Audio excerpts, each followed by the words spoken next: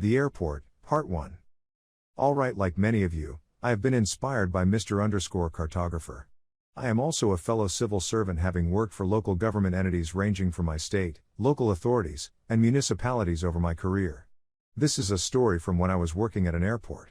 I have generalized the names to remain somewhat more anonymous. I don't give anyone permission to reuse this if that really even matters when you post something to Reddit. A bit of background.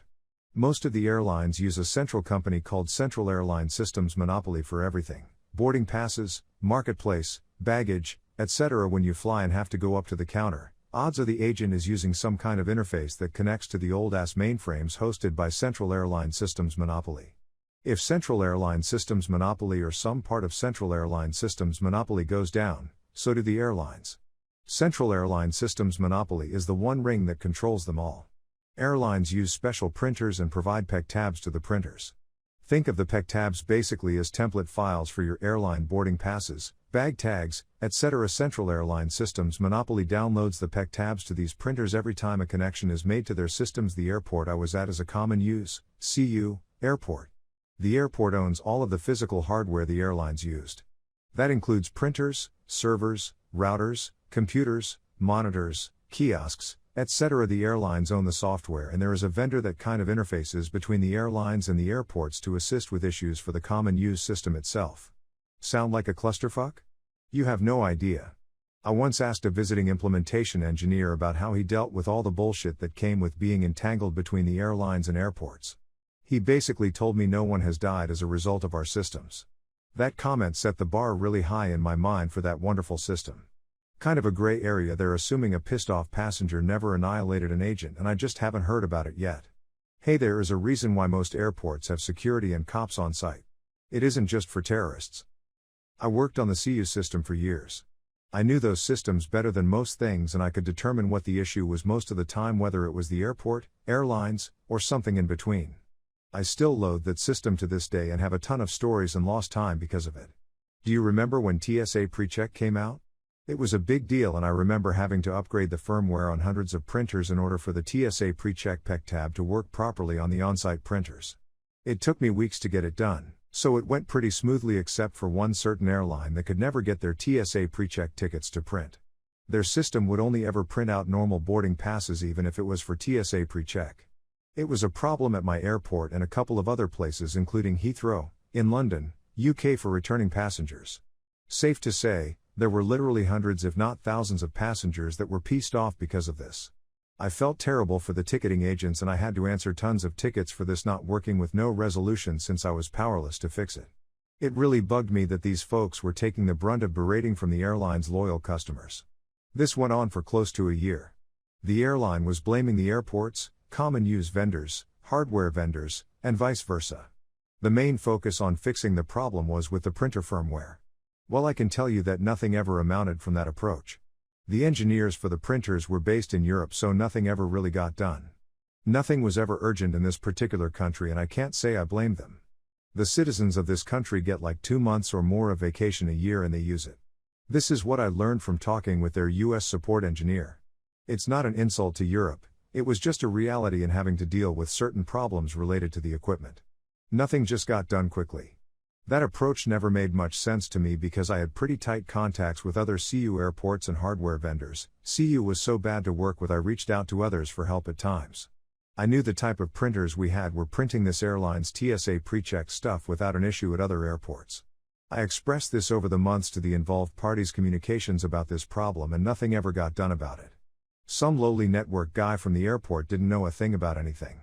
It was always, we are waiting on the printer engineers to release new firmware. I finally took a shot in the dark and reached out to a guy I knew at Central Airline Systems Monopoly that focused on a different airline to ask him if he knew anyone that worked on the problematic airlines side of things. Backchanneling is always a good skill to have. Anyway, that dude asked 2 friends and those folks asked 2 friends and so on. Think Wayne's World. It just so happened that so many people were on the email chain that it hit the target spot on.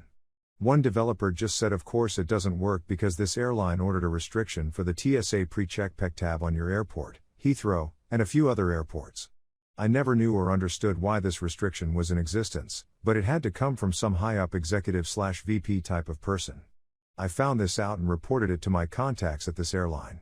Well, come to discover the person who had sole authority to lift the restriction was on vacation for like a month and no one could get a hold of them.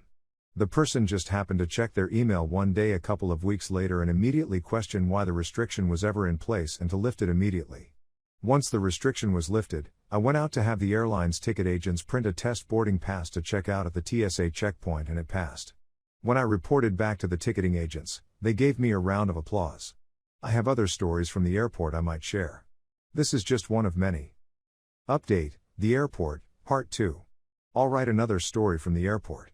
Quick background on this, the airport has paid Wi-Fi from a company. They blast the SSID out of every access point they have to make money off of it.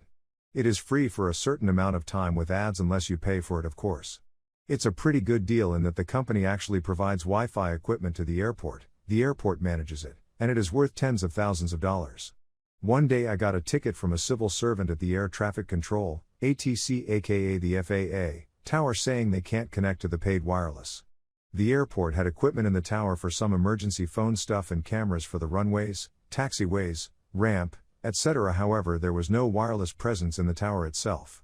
I went to visit the ATC and this individual told me they hadn't been able to connect to the paid Wi-Fi for the better part of a week and that's it. The person proceeds to tell me the FAA internet connection is too damn slow to really do anything. Last I talked with my FAA counterparts, I knew the tower in the FAA admin building was running off a T1 line, so that is really slow. So the paid Wi-Fi was working and now it isn't. And I tell the person I am perplexed how they were even using the paid Wi-Fi in the first place, since the civil servant's office is like 7 stories off the ground and the airport has no APs nearby. I left the tower totally confused and went back to the office to chat with my team.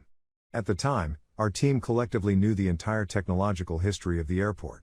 Trust me, there's a lot of stuff and I still get an occasional call even after years of not being there about how something was set up. After some debate and looking at coverage maps, we figured out the FAA person was connecting to an external AP hanging off a building over 100-ish yards away. I went back to the area to scope it out and found the problem. I ended up back at the tower to see the FAA person and pointed them to look out their office window. I showed them where the connecting AP was located, and the reason why the ATC person couldn't use it was because there was a huge metal tail rudder of a private jet blocking it. The ATC person was pissed and I chuckled all the way back to my office. I will share some other stories in the coming weeks, including the paging system upgrade gone wrong, bag handling system outages, and more common use stories. Say